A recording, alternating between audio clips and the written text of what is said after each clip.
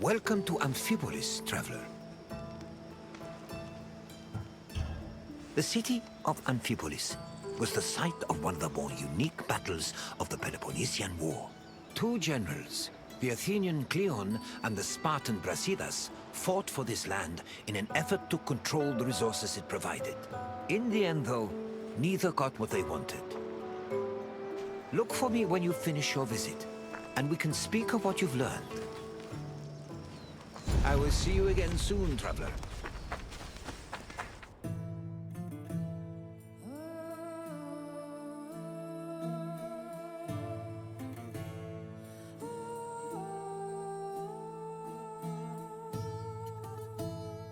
The land that would come to be known as Amphipolis was originally part of Thrace, a region inhabited by formidable semi-nomadic horsemen.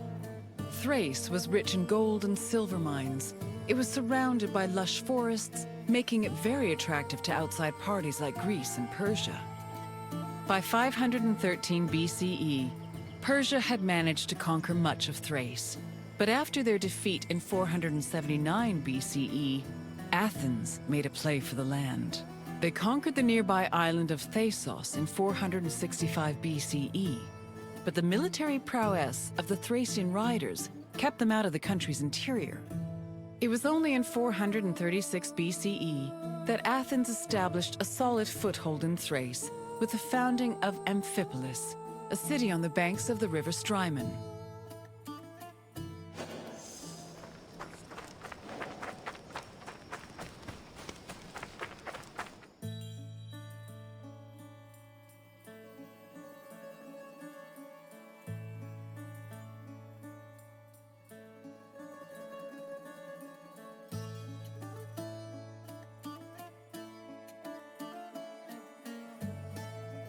During the Peloponnesian War, the Spartan general Brasidas sought a way to subvert Athenian power across the Greek world.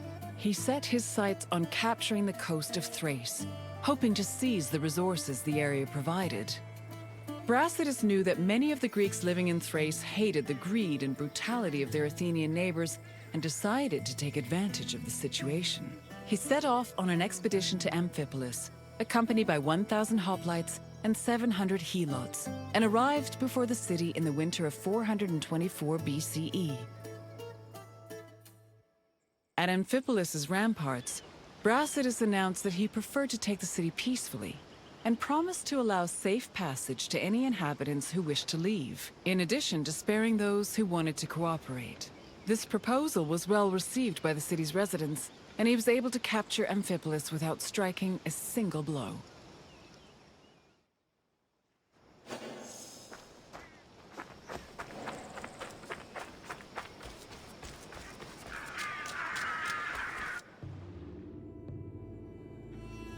Brasidas' march on Amphipolis blindsided the Athenians. By the time they heard the news and dispatched the general Thucydides to defend Amphipolis, Brasidas had already rallied several nearby cities to help him defend the region from Athens' so-called tyranny. After half a day's journey from Thasos, Thucydides arrived at the port of Eion, but was unable to retake Amphipolis.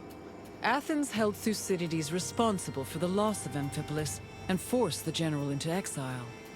In spite of Brasidas' achievements, Sparta did not send him reinforcements, which forced the general to negotiate a truce with Athens to hold on to the ground he gained.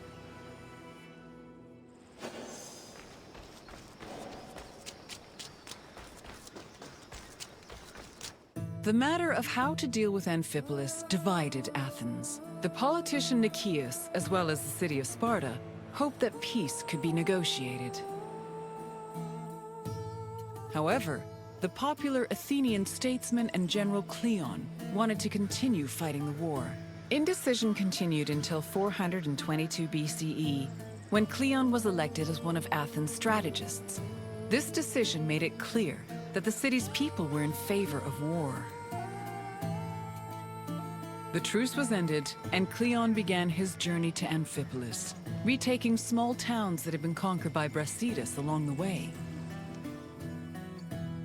On arriving at the port of Eion, Cleon requested troops from the king of Macedonia. He also hired several Thracian mercenaries to bolster his force's numbers. Afterwards, all Cleon could do was wait for the remainder of his reinforcements.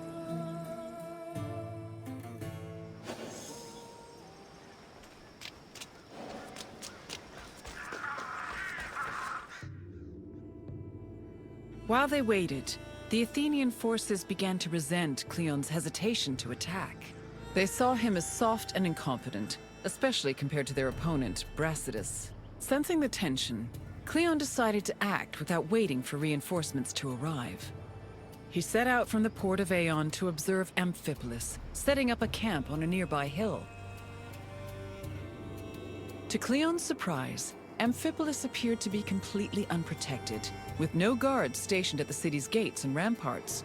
However, the city's lack of protection was only an illusion. Even so, upon seeing this, Cleon regretted that he did not bring wooden towers, which would have allowed him to easily recapture the city.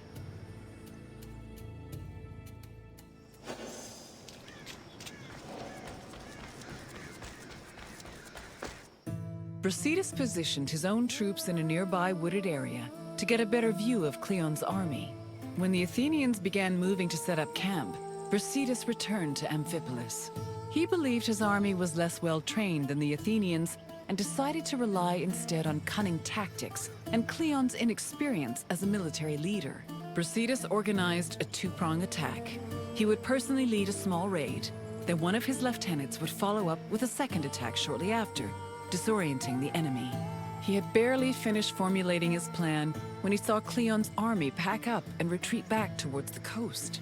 The cowardly display made Brasidas realize that perhaps victory would be easier than he thought.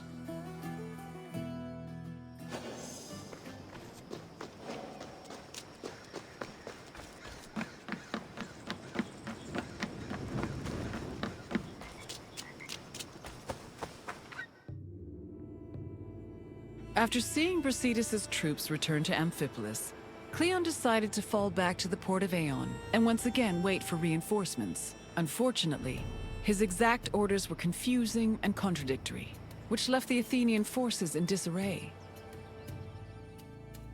Brasidas took advantage of this confusion and began his attack. Cleon's forces panicked, which made them easy prey for the Spartans.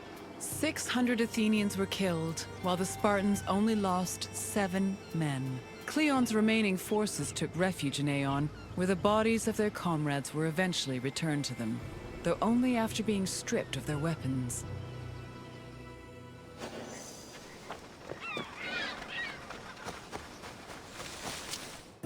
During the pitched battle between the Spartans and the Athenians, both Brasidas and Cleon were killed. The reports of their respective deaths reflect how they were perceived as military leaders. We know almost nothing about Cleon's death, other than that he was killed by a Thracian soldier.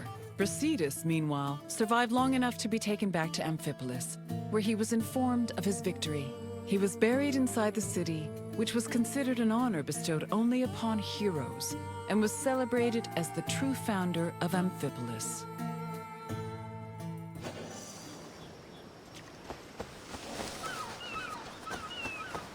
The Battle of Amphipolis temporarily put an end to the hostilities between Athens and Sparta.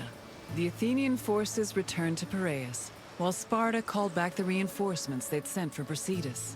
The death of both Brasidas and Cleon encouraged the two cities to push for peace.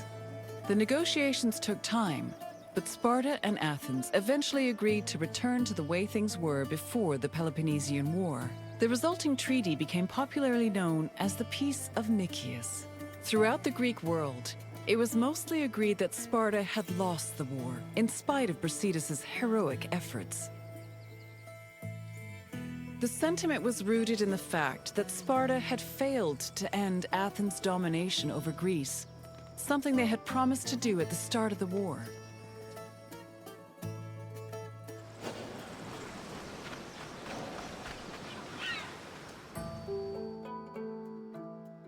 I see you're done with your tour.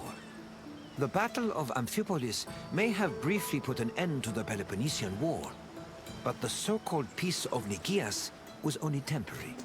It would not be long before Sparta and Athens came to blows once again. Now, is there something else you'd like to do? Very well. I hope you enjoyed your visit.